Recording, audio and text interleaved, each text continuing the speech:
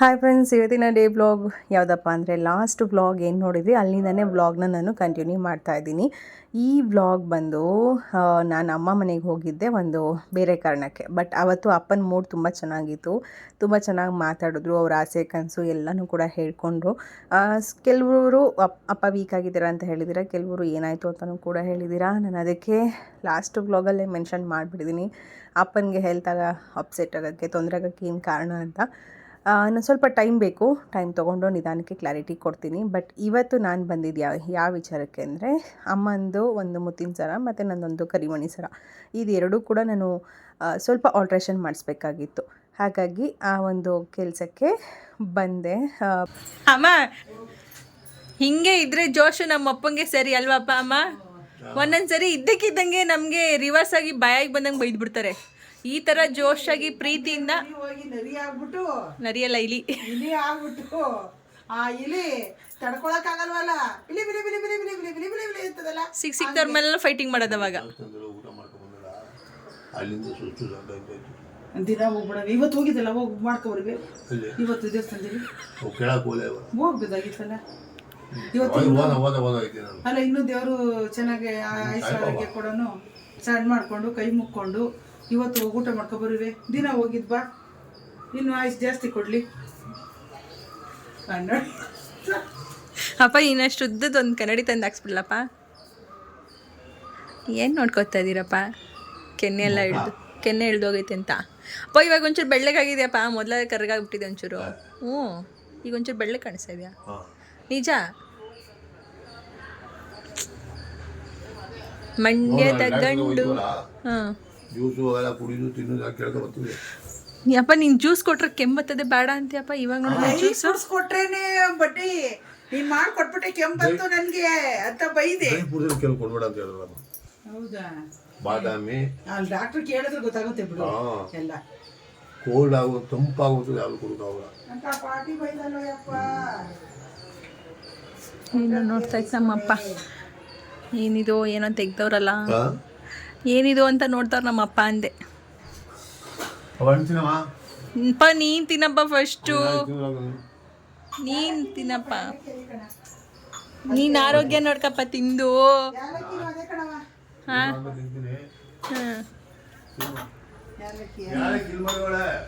ಏನ ಅಯ್ಯೋ ಎಲ್ಲವ ಬಾರಪ್ಪ, ಇಲ್ಲದೆ ಇಲ್ಲ ಹಣ್ಣಾಗ್ಲಿ ಇದ್ದ ಮಾಡದೆ. ಅಯ್ಯೋ ಏನಲ್ಲವೋ ಅಲ್ಲವೋ ಅಲ್ಲವೋ. ನಮ್ಮಪ್ಪ ಹಿಂಗಿರೋದಕ್ಕೆ ನಮ್ಮಮ್ಮ ಇಷ್ಟು ಚೆನ್ನಾಗಿರೋದು. ನಮ್ಮಪ್ಪ ಒಂಚೂರು ಸಪ್ಪಗಾದ್ರು ಅಂದ್ರೆ ನಮ್ಮಮ್ಮನ ನೋಡೋಕ್ಕಾಗೋದಿಲ್ಲ. ನಮ್ಮನ್ನೆಲ್ಲ ಅವಾಗ ಫುಲ್ ಫೀಲಿಂಗಿಂದ ದೂರ ಹಾಕ್ಬಿಡ್ತಾರೆ. ನಮ್ಮಪ್ಪ ನಗ್ನಗ್ತಾ ಇದ್ದಾಗ ನಮ್ಮನ್ನ ಹತ್ರ ಕರ್ಕೋತಾರೆ. ನಮ್ಮಪ್ಪ ಹುಷಾರ್ ತಪ್ಪಿದ್ರೆ ನಮ್ಮೇಲೆಲ್ಲ ಕಿರ್ಚಾಡ್ತಾರೆ. ಅಲ್ಲ, ನಮ್ಮ ಅಪ್ಪ ಕಿರ್ಚಾಡೋದು ಒಂದಿದ್ ನಾನು.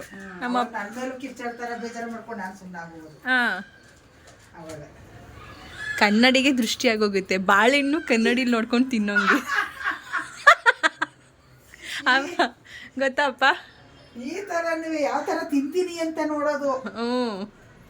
ಈಗ ಟೀ ಯಾವ ತರ ತಿಂತೀನಿ. ಫಸ್ಟ್ ಟೈಮ್ ನಮ್ಮಪ್ಪ ಹಣ್ಣೆಲ್ಲ ತಿನ್ನೋದಕ್ಕೆ, ಜ್ಯೂಸ್ ಕುಡಿಯೋಕ್ಕೆ ಕೇಳ್ತಾ ಇರೋದಕ್ಕೆ ಆಶ್ಚರ್ಯ ನಮಗೂ.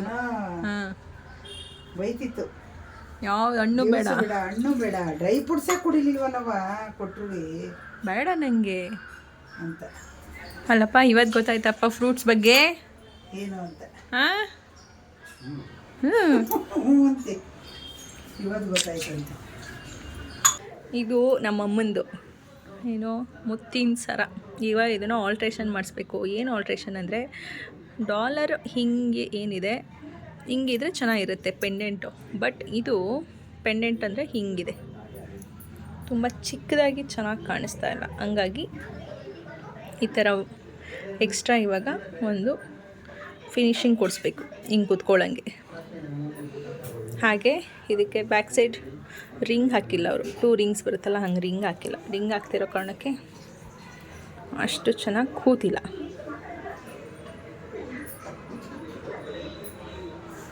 ಹಾಗಾಗಿ ಇದನ್ನು ನೀಟಾಗಿ ಇವಾಗ ಹಿಂಗೆ ಕೂರಿಸ್ಬೇಕು. ಜೊತೆಗೆ ಇದು ನಂದು, ಏನಿದು ನಂದು ಕರಿಮಣಿ ಸರ ಶಾರ್ಟ್ ಮಾಡಿಸ್ಬೇಕು. ತುಂಬ ಜನ ಕೇಳ್ತಾ ಇರ್ತೀರ ಗೋಲ್ಡ್ ಯಾವುದು ನಿಮ್ಮದು ಕಲೆಕ್ಷನ್ ತೋರಿಸಲ್ಲ, ಗೋಲ್ಡ್ ಶಾಪಿಂಗ್ ವ್ಲಾಗ್ ಮಾಡಲ್ಲ ಅಂತ. ನಮ್ಮದು ಏನು ಪ್ರಾಬ್ಲಮ್ ಅಂದರೆ ಸಣ್ಣ ಪುಟ್ಟ ಏನಾದರೂ ಗೋಲ್ಡ್ ಐಟಮ್ ತೊಗೋಬೇಕಂದ್ರೆ ನಾನು ಅಮ್ಮನ ಜೊತೆ ಅಪ್ಪನ ಜೊತೆನೇ ಬರೋದು. ಅದು ಬಿಟ್ಟು ಇನ್ನೇನಾದರೂ ಮಗಳಿಗೆ ಅಥವಾ ನಮ್ಗೆ ಏನಾದ್ರು ತೊಗೋಬೇಕು ಅಂದರೆ ನಮ್ಮ ಮನೆಯವರೇ ನಮ್ಮನ್ನು ಕರ್ಕೊಂಡು ಹೋಗೋದು. ಅವ್ರ ಜೊತೆ ಹೋದರೆ ನಾನು ಯಾವುದೇ ವೀಡಿಯೋ ವ್ಲಾಗ್ ಅಥವಾ ಗೋಲ್ಡ್ ಇದೆಲ್ಲ ತೋರಿಸೋದು ಅವ್ರಿಗೆ ಇಷ್ಟ ಆಗಲ್ಲ. ಆ ವಿಡಿಯೋ ಮಾಡೋದಕ್ಕೂ ನಮಗೆ ಬಿಡೋದಿಲ್ಲ. ಹಾಗಾಗಿ ನಾನು ಅವ್ರ ಜೊತೆ ಹೋದರೆ ಯಾವುದೇ ಒಂದು ಗೋಲ್ಡ್ ಶಾಪಿಂಗ್ ಆಗ್ಬೋದು, ಸಿಲ್ವರ್ ಶಾಪಿಂಗ್ ಆಗ್ಬೋದು, ನಾನು ಏನೂ ಮಾಡಲ್ಲ ಫ್ರೆಂಡ್ಸ್. ನಮ್ಮ ಮನೆಯವ್ರಿಗೆ ಅವೆಲ್ಲ ಇಷ್ಟ ಆಗಲ್ಲ.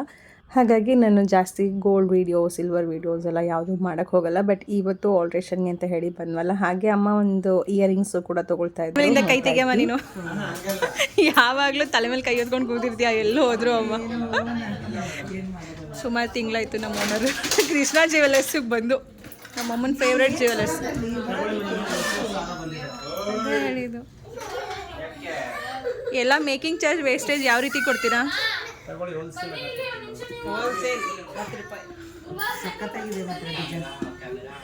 ಅಲ್ಲೇ ವೇಸ್ಟೇಜ್ ಎಷ್ಟು ಬೀಳುತ್ತೆ ಸರ್ ಇವಕ್ಕೆಲ್ಲ ಆ್ಯಂಟಿಕ್ ಪೀಸ್ಗೆ? ಹೋಲ್ಸೇಲ್ ಅಂತ ನೀವು ಹೇಳಬೇಕಲ್ಲ. ಹಾಂ, ಅದೇ ಹೇಳಿದ್ದು. ವೇಸ್ಟೇಜ್ ಯಾವ ರೀತಿ ಹೋಲ್ಸೇಲಲ್ಲಿ ಹಾಕ್ಕೊಡ್ತೀರಾ? ಇಟ್ಕೊಳ್ಳಿ, ಒಂದು ನಿಮಿಷ ಬಿಟ್ಟೆ ನಾನು.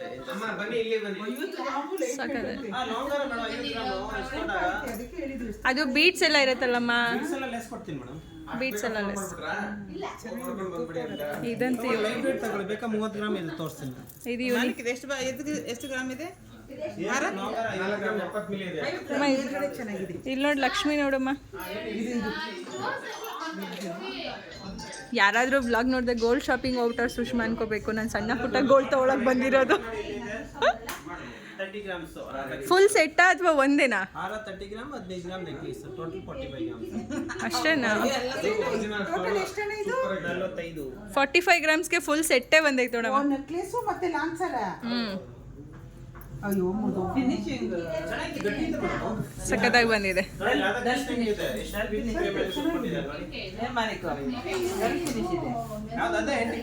ಆಂಟಿಕ್ ಪಾಲಿಶ್ ಇದು ಸಖತ್ತಾಗಿದೆ, ಯೂನಿಕ್ ಆಗಿದೆ ಡಿಸೈನ್. ಡಿಸೈನ್ ಚೆನ್ನಾಗಿದೆ. ತೂಕ ಹೋಗತ್ತಾ ಈ? ಅದು ಎಷ್ಟು ಗ್ರಾಮ್ ಅದ? ಎಷ್ಟು ಗ್ರಾಮ್ ಅದ ಮಗ? ಬರೀ ಸರ ಚೆನ್ನಾಗಿದೆ. ಇದು ಲಕ್ಷ್ಮಿ ಫಿನಿಶಿಂಗ್ ಸಕ್ಕತ್ತಾಗಿ ಬಂದಿದೆ ನೋಡಮ್ಮ. ಲಕ್ಷ್ಮಿದು ಇಲ್ಲಿ ದುಡ್ಡೆಲ್ಲ ಬರ್ತಾ ಇರೋ ಥರ ಫಿನಿಶಿಂಗ್ ಟಚ್ ಸೂಪರ್ ಆಗಿ ಕೊಟ್ಟವ್ರು. ಎಲ್ಲ ತೊಗೊಂಡೋಗ್ಬಿಡ್ಲ ಸರ್ ನಾನು? ದುಡ್ಡು ಕೊಟ್ಟರೆ ಮಾನಿಗೆ ಕೊಡಲ್ಲ ಅಂತಾರ. ನಾನು ಯಾವ ಕಡೆಗೆ ಬರೋದು? ತಗೊಂಡು ಹೋಗವ, ತಗೊಂಡ್ಬರೋಗವ ದುಡ್ಡನ್ನ ನಿಮ್ಮ ಯಜಮಾನ್ರಿಗೆ ಹೇಳ್ಬಿಟ್ಟು. ನಾನು ಹೋಗಿ ದುಡ್ಡು ಕೇಳಿದ್ರೆ ಮನೆಯಿಂದ ಓಡಿಸ್ತಾರೆ ಈಗ ನನ್ನ. ನೀವು ವೇಸ್ಟೇಜ್ ಹೇಗೆ ಬರುತ್ತೆ ಅಂತ ನಮ್ಗೆ ಹೇಳಲಿಲ್ಲ. ರೀಸನಬಲ್ ಆಗಿ ಹಾಕೊಡ್ತಾರೆ ಅಂತ ಯಾರಾದರೂ ನಮ್ಮ ವ್ಯೂವರ್ಸ್ ಇದ್ರೆ ಬರ್ಬೋದು. ಕುಮಾರಸ್ವಾಮಿ ಲೇಔಟಲ್ಲಿ ಇರೋಂಥ ಶ್ರೀಕೃಷ್ಣ ಜ್ಯುವೆಲರ್ಸ್. 24 ಗ್ರಾಮ್ಸ್. ಎಷ್ಟು ಗ್ರಾಮ್ ಇದೆ ಇದೆಲ್ಲ? 24 ಗ್ರಾಮ್. 24 ಗ್ರಾಮ್ಸ್ಗೆ 2 ಬ್ಯಾಂಗಲ್ಸ್. ವಾವ್, ಸಖತ್ತಾಗಿದೆ. ಸಖತ್ತಾಗಿ ಬ್ಯಾಂಗಲ್ಸ್ ಎಲ್ಲ, ಬ್ಯಾಂಗಲ್ಸ್ ಎಲ್ಲನೂ ಕೂಡ ಒಂದೊಂದು ರೇಟಾ? ಈ ಥರದ್ದೆಲ್ಲ ಪ್ಲೇನ್ ಬ್ಯಾಂಗಲ್ಸ್ಗೆ ಯಾವ ರೀತಿ ಆಗಿಬಿಡುತ್ತೆ ನಮಗೆ ಹೇಳೋದೇ ಇಲ್ಲ ನೋಡಿ. ನೀವೇ ಬರಬೇಕು, ಹೋಲ್ಸೇಲಲ್ಲೇ ಕೊಡ್ತಾರಂತೆ ಪ್ರೈಸು. ನೀವೇ ಬಂದು ಕಾಂಟ್ಯಾಕ್ಟ್ ಮಾಡಿ ತಗೋಬೋದು. ಸುಮಾರು ವೆರೈಟೀಸ್ ಇದೆ. ಇದೆಲ್ಲ ಬ್ರಾಸ್ಲೆಟು,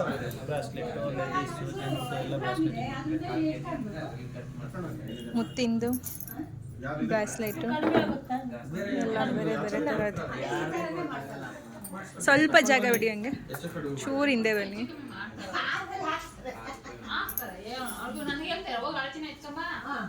ಸಿಲ್ವರ್ ಗೋಲ್ಡ್ ಬರ್ತೀರಾ ಈ ಥರ? ಚೆನ್ನಾಗಿದೆ. ಶಾಪ್ ಓನರ್ಗಳು ನೋಡ್ಕೊಂಡ್ಬಿಟ್ರೆ ಬೆಸ್ಟ್. ಅದಂತೂ ಸಖತ್ತಾಗಿತ್ತು. ಮೇಲ್ಗಡೆ ನೋಡ್ದಲ್ಲಮ್ಮ, ಅದು ಇದು ಮೇಲೆ ಆ ಕಡೆ ಈ ಕಡೆ ಪಿಕಾಕ್ ಡಿಸೈನು. ಅದೇನು ಲಕ್ಷ್ಮಿನಾ ಗಣೇಶನ ಏನು ಡಿಸೈನ್ ಅದು? ನಾನಂತೂ ಇಲ್ಲಿ ಯಾವುದೇ ಒಂದು ಗೋಲ್ಡ್ ಶಾಪ್ದು ಪ್ರಮೋಷನ್ಗಂತೂ ಬಂದೇ ಇಲ್ಲ. ನನ್ನ ಡೈಲಿ ವ್ಲಾಗ್ ನೋಡೋರಿಗೆ ಗೊತ್ತಿರುತ್ತೆ. ನಾನೇನಾದರೂ ಗೋಲ್ಡು ಸಿಲ್ವರು ಬೈ ಮಾಡೋದಿದ್ರೆ ಅಥವಾ ಆ ಶಾಪಿಗೆ ಹೋದಾಗ ನನಗೆ ಅಲ್ಲಿರೋ ಅಂಥ ಅವರು ತುಂಬ ಏನಂತ ಹೇಳ್ತಾರೆ ಕ್ಲೋಸ್ ಆಗಿ ಚೆನ್ನಾಗಿ ಮಾತಾಡ್ಕೊಂಡಿದ್ರೆ ವೀಡಿಯೋಸ್ ಮಾಡ್ಬೋದು ಅನ್ನೋದಿದ್ದರೆ ಮಾತ್ರ ನಾನು ಬ್ಲಾಗ್ ಮಾಡ್ತೀನಿ. ಇಲ್ಲ ಅಂತಂದರೆ ಯಾವುದೇ ಕಾರಣಕ್ಕೂ ಮಾಡೋದಿಲ್ಲ. ಕೆಲವೊಂದು ಏನಂದರೆ ನಾವು ಜನರಲಾಗಿ ಹೋಗ್ತಾ ಇರೋ ಶಾಪ್ ಇರುತ್ತೆ, ಅವ್ರ ಮೇಲೆ ನಮಗೆ ತುಂಬ ನಂಬಿಕೆ ಇರುತ್ತೆ. ಒಳ್ಳೆ ಕ್ವಾಲಿಟೀಸು ಗೋಲ್ಡ್ ಆಗ್ಬೋದು ಅಥವಾ ಒಂದು ಸಿಲ್ವರ್ ಐಟಮ್ ಆಗ್ಬೋದು ಅಥವಾ ಯೂನಿಕಾಗಿ ಡಿಸೈನ್ಸ್ ಆಗ್ಬೋದು, ಇವೆಲ್ಲ ಇರುತ್ತೆ ಅನ್ನೋದಿದ್ದರೆ ಮಾತ್ರ ನಾನು ಮೆನ್ಷನ್ ಮಾಡ್ತೀನಿ. ಬಿಟ್ಟರೆ ಇಲ್ಲ ಅಂತಂದರೆ ನಾವು ಯಾವುದೇ ಕಾರಣಕ್ಕೂ ನಾನು ಎಲ್ಲಿ ಹೋದರೂ ಯಾವುದೇ ವೀಡಿಯೋಸ್ ಮಾಡೋದಿಲ್ಲ. ನಾನು ಆಲ್ರೆಡಿ ಹೇಳಿದಾಗೆ ಸುಮಾರು ನಮ್ಮಮ್ಮ ನನಗೆ ನೆನಪಿರೋಂಗೆ ಒಂದು 13-14 ವರ್ಷನೇ ಆಯಿತು ಬಂತು. ಅಂದರೆ ನಾನು ಹಾಕಿರೋ ಮಂಗಲೆ ಚೈನ್ ಅಂತೂ ಸುಮಾರು ಜನ ಕೇಳ್ತಾನೆ ಇರ್ತೀರ. ನನ್ನ ಮಂಗಲೆ ಚೈನ್ ಆಗ್ಬೋದು, ಅಮ್ಮಂದಾಗ್ಬೋದು, ಮಂಗಲೆ ಚೈನ್ ಡಿಸೈನ್ಸ್ ಎಲ್ಲ ಪ್ರತಿಯೊಂದು ನಾವು ಇವ್ರ ಹತ್ರನೇ ಮಾಡಿಸಿದ್ದು, ನಾವು ಇವ್ರ ಹತ್ರನೇ ತೊಗೊಂಡಿದ್ದು. ಹಾಗಾಗಿ ನಮ್ಮಮ್ಮನಿಗೆ ಏನಂದರೆ ಏನೇ ಒಂದು ಆಲ್ಟ್ರೇಷನ್ ಇರ್ಬೋದು ಅಥವಾ ಅವ್ರು ಏನೇ ಒಂದು ತೊಗೋಬೇಕು ಅಂತ ಇರ್ಬೋದು, ಜಾಸ್ತಿ ಇವಾಗ ಇಲ್ಲಿಗೆ ಬರ್ತಾರೆ, ಅಂದರೆ ಕೃಷ್ಣ ಜ್ಯುವೆಲ್ಲರ್ಸ್ಗೆ ಬರ್ತಾರೆ. ಸಮ್ಟೈಮ್ಸ್ ಬಂದಾಗ ಇಲ್ಲಿ ನಮಗೆ ಕಲೆಕ್ಷನ್ಸ್ ಏನಾದರೂ ಇಷ್ಟ ಆಗಲಿಲ್ಲ ಅಥವಾ ಏನಾದರೂ ಅವರು ತೋರಿಸೋದ್ರಲ್ಲಿ ಲೇಟ್ ಮಾಡ್ತಾಯಿದ್ರು, ತುಂಬ ಜನ ಇದ್ದರು ಅಂದಾಗ ಬೇರೆ ಶಾಪಿಗೆ ಒಂದು ಸರಿ ಹೋಗಿ ನೋಡ್ಕೊಂಬರೋಣ ಅಂತ ಹೋಗ್ತೀವಿ. ಬಿಟ್ಟರೆ ಆಲ್ಮೋಸ್ಟ್ ಇಲ್ಲಿಗೆ ಜಾಸ್ತಿ ನಾವು ಬರೋದು. ಕಳಸ ನಿಂದು ದೊಡ್ಡದೇನೋ ಬಿಂದಿಗೆಗಲ್ವಾ ನೀನು ಮಡ್ಗೋದು? ಸೈಜ್ ಮೇಲಿದೆ. ಅದು ಚಿಕ್ಕದು ಅಂದರೆ ಸಣ್ಣದು ನಿಂತರ ಕಳ್ಸ ಇಡ್ತಾರಲ್ಲಮ್ಮ, ಅದಕ್ಕೆ ಹಾಕಿದ್ದು ಇಷ್ಟು ಈ ಥರ ಆ ಥರದ್ದು. ಇದು ಎಲೆ ಈ ಥರ ಬಂದ್ಬಿಟ್ವಲ್ಲ ಬೆಳ್ಳಿದೇನೆ. ನೀನು ತೊಗೊಂಡ್ರೆ ಅದನ್ನು ತೊಗೋಬೇಕು. ಬಿಂದಿಗೆಗೆ ಅದು ಬೇಕು. ನಿನ್ಗೆಗಲ್ಲ. ಬಿಂದಿಗೆಗೆ ಅದೇ ಬೇಕು. ಲಕ್ಷ್ಮಿ ಕೂರಿಸಿದಾಗ ನನಗೆ ನೀನು ಕೊಟ್ಟಿದ್ಯಲ್ಲ ಚೊಂಬು, ಆ ಚೊಂಬು ಗಿಡಕ್ಕೆ. ಆ ಚೊಂಬು ಇದು ಇಡ್ಬೋದಲ್ಲ, ಇಟ್ಟರೆ ಕಾಯಿ ಇಡಬೇಕಲ್ಲ. ನೀನು ಕುತ್ಕೋಬೇಡವ ಕಾಯಿ ನೀಟಾಗಿ. ಎಷ್ಟು ಗ್ರಾಮಲ್ಲಿ ಆಗುತ್ತೆ ಸರ್ ಇವೆಲ್ಲ? ಅಲ್ಲ ಕಣವ, ಕಾಯಿ ಇಡಬೇಕಲ್ಲ, ಬೇಕೇ ಬೇಕು. 68 ಅಷ್ಟೇ ಅಮ್ಮ, 168 ಅಲ್ಲ, ಬರೀ 68 ಗ್ರಾಮ್. ಚಿಕ್ಕದಾಗೋಯ್ತು ಕಣ್ತಾಯಿ. ಕಾಯಿ ಕುತ್ಕೊಂಡ್ರೆ ದಪ್ಪ ಕಾಯಿ ಮಾಡುತ್ತೀಲ್ಲ, ಅದ್ರ ತಕ್ಕಾಗಿ ಕುತ್ಕೊಳ್ಳೋಕ್ಕಿಲ್ವ ಕಾಯಿ? ಕಾಯಿ ಚೆನ್ನಾಗಿರ್ತದೆ. ತಗೊಂಡ್ರೆ ಇದನ್ನೇ ತಗೋ. ಇದು ಎಷ್ಟು ಗ್ರಾಮ್ ಬರುತ್ತೆ ನೋಡಿರಿ. ಈಗ ಫಸ್ಟ್ ಅದು ಚಿನ್ನದ ಮುಗಿಸ್ಕೊಂಡು ಆಮೇಲೆ ಬೆಳ್ಳಿ ಇದೆಲ್ಲ ಚಿಕ್ಕದೇ ಆಯಿತು. ಬೇಕಾಯ್ತು ಚಿಕ್ಕದು ಇಷ್ಟು ಬೇಡ. ಇಲ್ಲ ಇದು ಇದು ಇದು ಎರಡು ಒಂದಿಲ್ಲ, ಇದೊಂಚೂರು ಚಿಕ್ಕದು, ದೊಡ್ಡದು. ಅದು ನೋಡಿ ಸರ್, ಅದು ಇದು ಬೇಕಾ? ಇದು ಬೇಡ. ಇದು ಹೇಳಿದ್ರಲ್ಲ 68 ಗ್ರಾಮ್ ಇದೆ. ಇದು ಬಿದ್ದಿಗೆಗೂ ಮಡಿಕೋಬೋದು, ನೀನು ಚೊಂಬು ಇಟ್ಕೋಬೋದಲ್ಲ. 103 ಗ್ರಾಮ್ ಇದೆ. 100 ಗ್ರಾಮ್ ಅಂದ್ಕೊಳ್ಳವ. 3 ಗ್ರಾಮ್ದು ಹಾಕ್ತಾರೆ ಕಣಮ್ಮ ಅವರು. 103 ಗ್ರಾಮು. ಈಗ ಅದನ್ನು ತಗೋತಿ, ಇದನ್ನು ತಗೋತೀವಿ. ನೋಡು ಯಾವ್ದು ಬೇಕು. ಈಗ ಸದ್ಯಕ್ಕೆ ದುಡ್ಡಿಲ್ಲ. ಅಲ್ಲ ನೋಡವ ಯಾವ್ದು ಬೇಕಿದೆ ಇದರಲ್ಲಿ. ಬೇಡ, ಅದು ಬಿಂದಿಗೆಗೂ ಇಟ್ಕೋಬೋದು ಅಂತ ವರಮಹಾಲಕ್ಷ್ಮಿ ಹಬ್ಬದಲ್ಲಿ ನೀನು ಹಂಗೆ ಬಿಂದಿಗೆಗೂ ಮಡಿಕೋಬೋದು, ಚೊಂಬು ಮಡಿಕೋಬೋದು ಅಲ್ಲ. ಇದಕ್ಕಲ್ಲ ಚೊಂಬು. ಅಲ್ಲಿ ಯಾವುದು ನೀನು ಕೊಡ್ಸಿರೋ ಚೊಂಬ, ಅದು ಒಂದು ಚೊಂಬು ಕೊಡಿ. ಇಲ್ಲೇ ಇದೆಯಲ್ಲ, ತಗೋ ನಿನ್ನ ಪಕ್ಕನೇ ಅದೇ ಚೊಂಬು ತಾನೆ. ಹಾಂ, ಅದಕ್ಕಿಂತ ಸ್ವಲ್ಪ ಚಿಕ್ಕದಿರ್ಬೋದು, ಅಷ್ಟೇ ಇರೋದು. ಇಷ್ಟಪ್ಪ ಅದ ಕೊಡ್ಸಿರೋದು ನಾನು. ಅದಕ್ಕಿಂತ ಸ್ವಲ್ಪ ಚಿಕ್ಕದು. ಅಲ್ಲಿದೆಲ್ಲ ಕೆಳಗಡೆ ಇದು ಆ ಸೈಜ್. ಅದಕ್ಕಿಂತ ಸ್ವಲ್ಪ ದೊಡ್ಡದು ಅಷ್ಟೇ ಬರುತ್ತೆ. ಹಾಂ,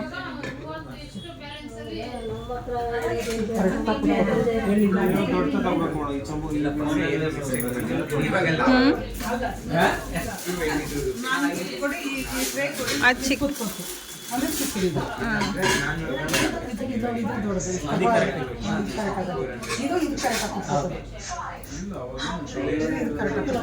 ತೆಗೆಯೋದು ಇದೇ ಇರಲಿ ಬಿಡು. ಇದೇ ಇರಲಿ ಅಲ್ವಾ? ಬಿಂದಿಗೆಗೆ ಹೋಗ್ಬೇಕು ನಿನಗೆ. ವರಮಹಾಲಕ್ಷ್ಮಿ ಹಬ್ಬದಲ್ಲಿ ಬಿಂದಿಗೆಗೆ ಮಡ್ಕೊಂಡು ಕುತ್ಕೋತದೆ ಆರಾಮಾಗಿ.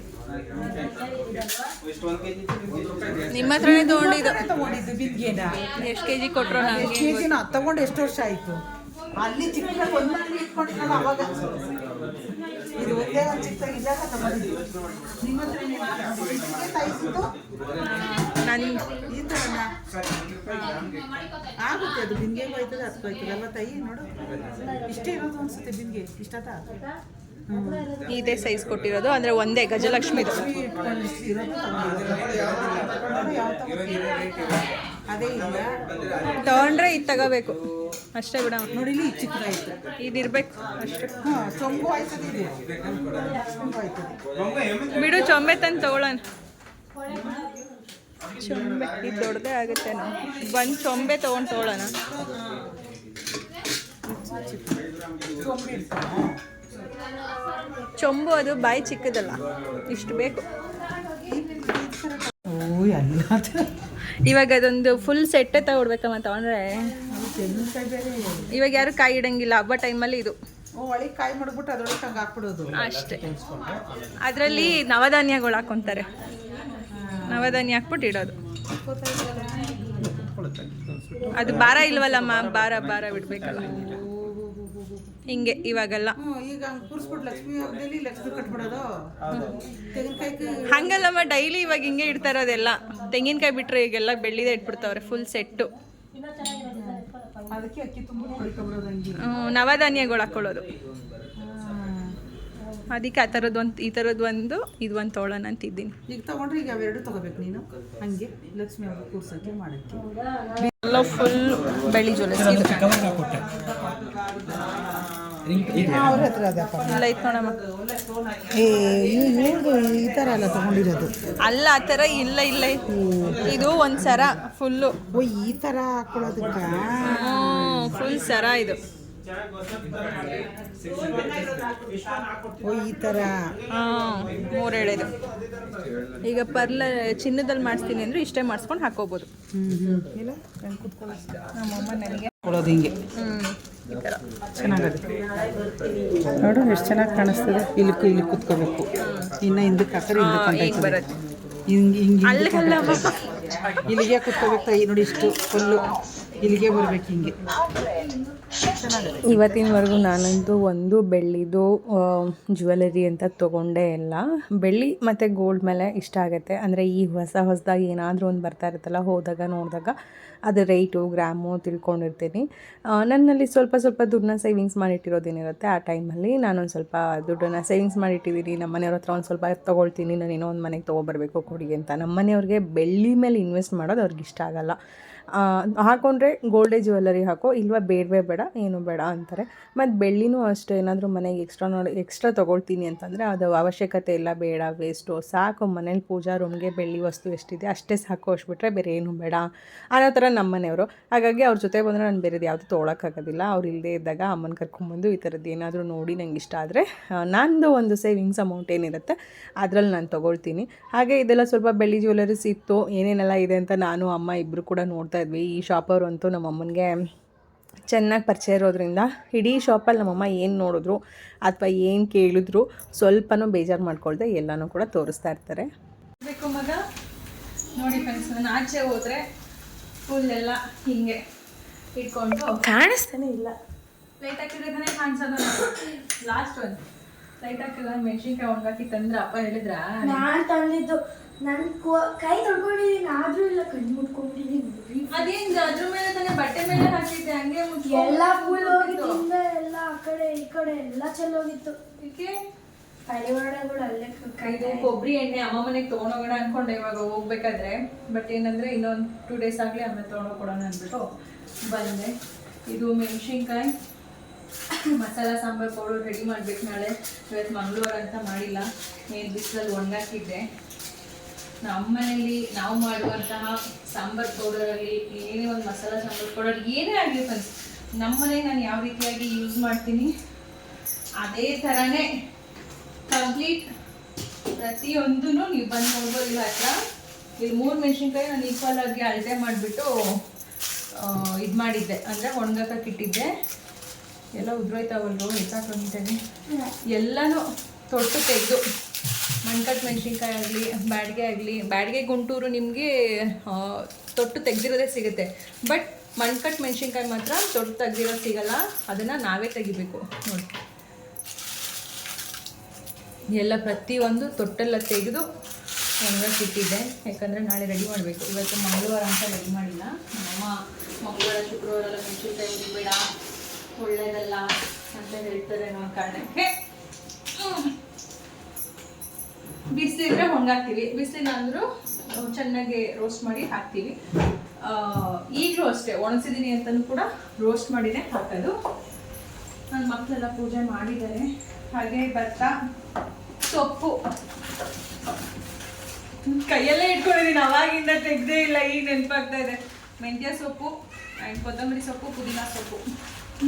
ಮೆಂತ್ಯ ಮಶ್ರೂಮ್ ಮಾಡಿ, ಅಡಿಗೆ ನಾಳೆ ಮಶ್ರೂಮ್ ಬಿರಿಯಾನಿ ಮಾಡೋಕ್ಕೆ. ಮಶ್ರೂಮ್ ನನ್ನ ಮಗ ಪಾಪ ನನಗೋಸ್ಕರ ಫೋನ್ ಮಾಡಿ ಕಾಯ್ತಾ ಇದ್ದ, ಫೋನ್ ಮಾಡಿ ಅಮ್ಮ ಏನಾದ್ರು ತಗೊಬನ್ನಿ ಅಂತ. ನಾನು ಹಂಗೂ ಗೋಬಿ ಥರ ಅಂದ್ಕೊಂಡೆ, ಬಟ್ ಅವ್ನಿಗೆ ಹುಷಾರಿಲ್ವಲ್ಲ, ಈಗ ಸ್ವಲ್ಪ ಬೆಟರ್ ಆಗಿದ್ದಾನೆ. ಇವತ್ತು ಸ್ಕೂಲ್ಗೆ ಹೋಗಿದ್ದಾನೆ, ಹಂಗಾಗಿ ಬೇಡ ಅಂತ ಬಾಳೆಕಾಯಿ ತಂದೆ ಬಜ್ಜಿ ಮಾಡ್ಕೊಳ್ಳೋಣ ಅಂತ. ಹಾಗೆ ಜೊತೆಗೆ ಮೊಟ್ಟೆ.